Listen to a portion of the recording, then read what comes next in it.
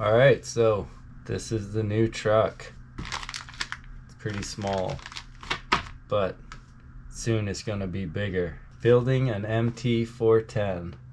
Pretty excited.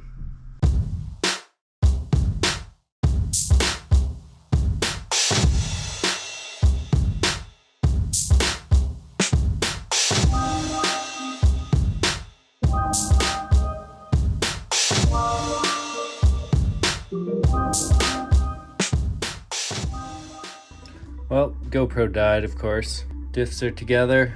Put 100 in the middle, 50 in the front, and 30 in the rear. See how that goes. Now time to start putting them in the housings. Alright, so we got the little diff housings put together. Went real smooth. When you're putting these diffs together, if you fill it right up and then put the fourth spider gear in, it spooges it all out. So leave a little bit of extra room and then top it off at the end. It's looking good. Gonna head on to the next bit. Start it up here, sway bars on and all. Looking good. Got the front and the rear swing arms and diffs and everything put together. And I got started really late, so I'm finishing it up today. Yeah, gonna put the rest of the chassis and the body together.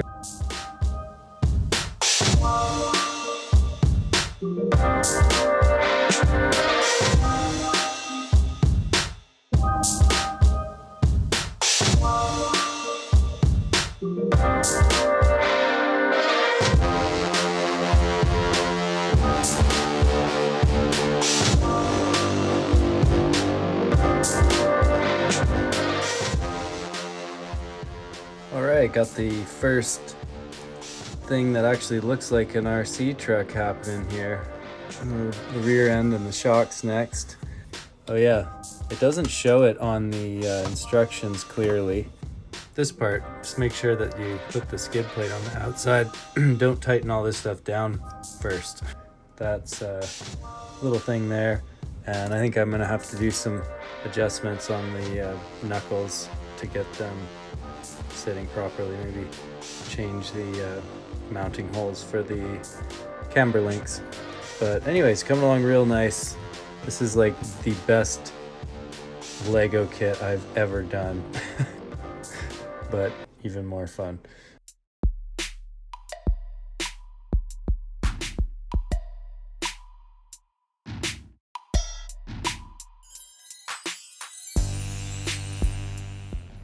Alright, so had a couple of little things here. Noticed that this U-joint, one of the U-joints, CVs, was binding up a little bit. So like this side, you go all the way out right to the edge. It binds a tiny bit when it's at its very limit, but as soon as you come back, it spins totally freely in all directions.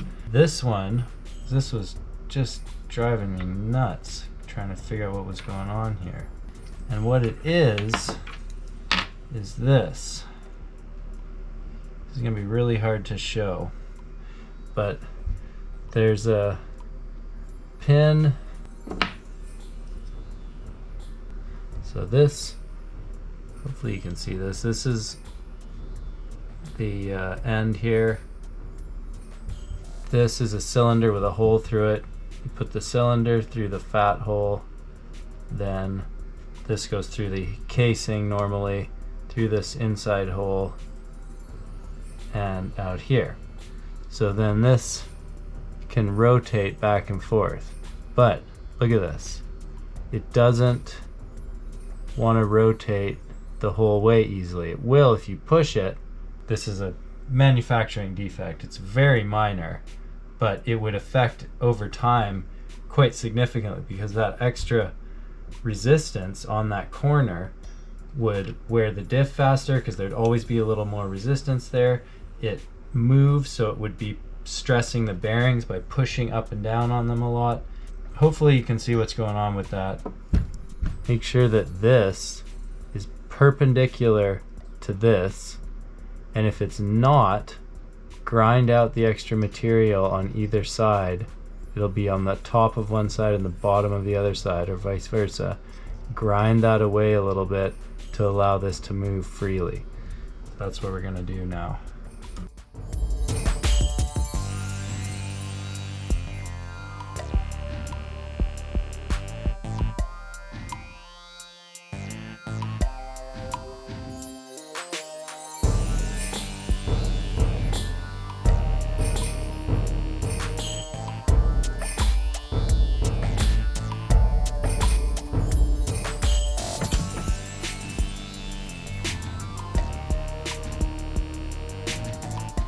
Slides in a lot easier.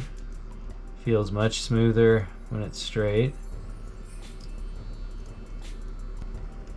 So last time when I had it fully over, it wouldn't go at all. Now it goes as soon as we come off.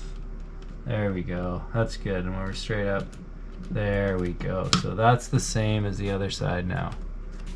It's not quite as perfect and smooth because there's a little more play in the whole thing, but oh, it's great. And an easy way to check is take it and swing it this way when it's all assembled. If it has any binding like this, then make this slot wider. All right, finally figured that out. Now let's get the rest of this thing back together and put the rest of it back together.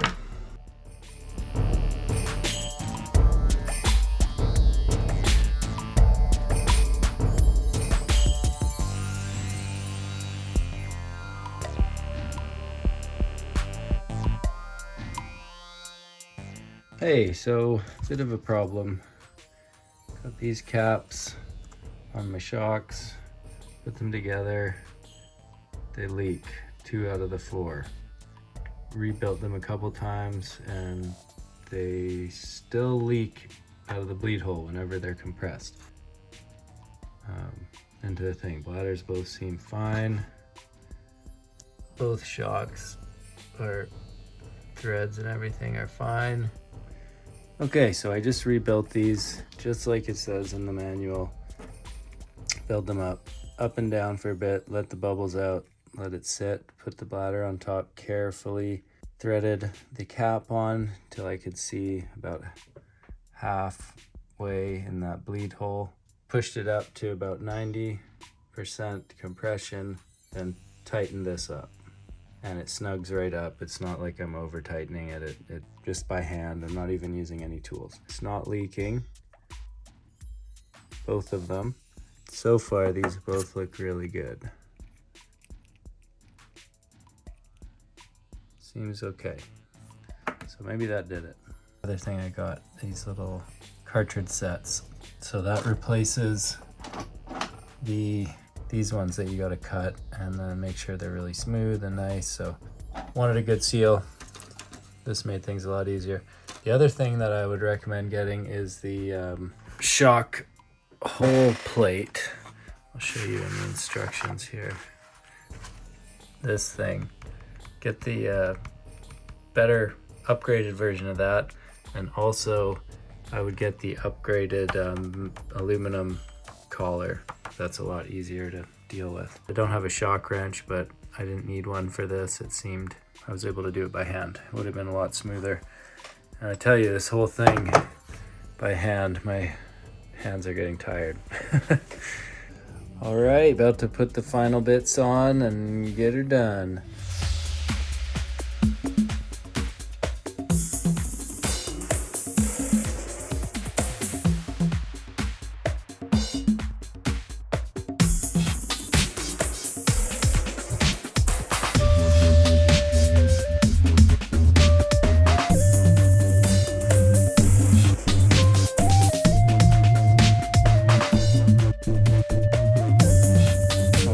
Got the electronics placed. I'm gonna put the ESC here.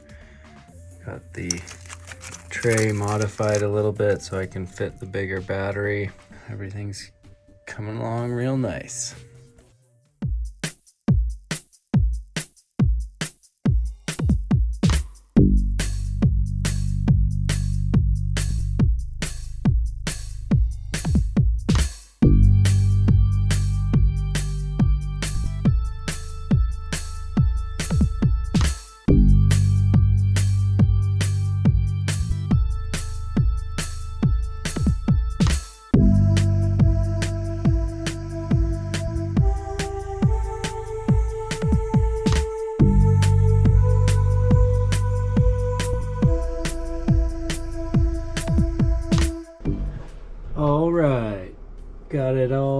for a initial test run.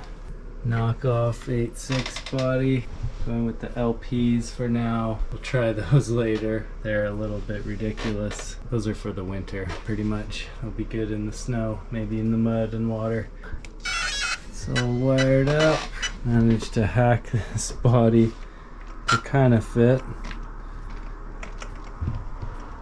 It was a bit of an ugly job, but it'll do. So, let's go give it a try. And that's how it all looks out here. Pretty stoked. It's kind of goofy, but I like it. Alright, this is the Maiden Drive.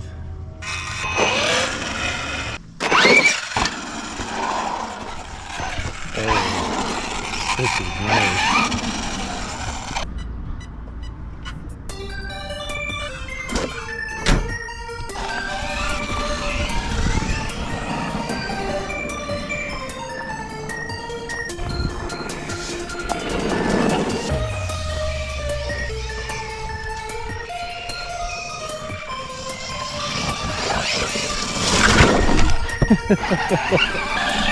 Already ran into my damn self.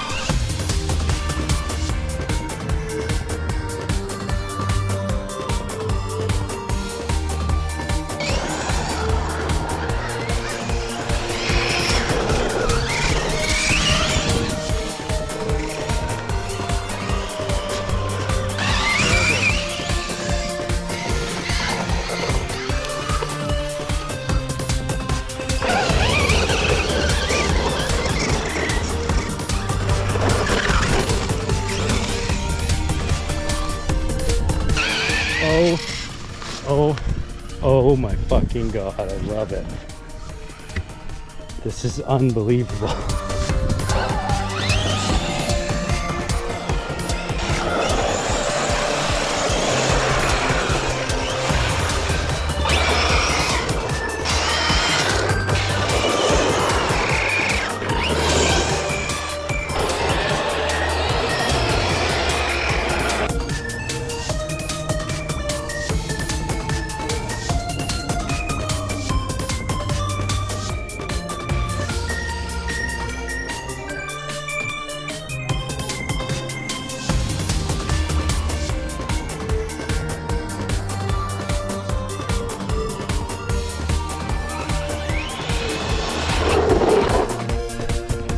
Gotta say, if you're thinking about getting one of these, fucking do it. Just do it.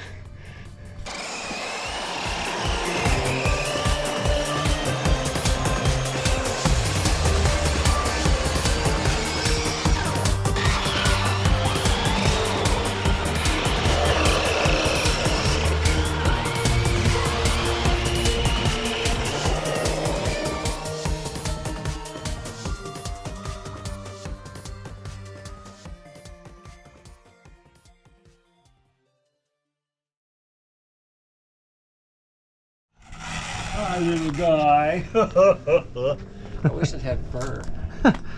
Maybe I'll make a furry one. Little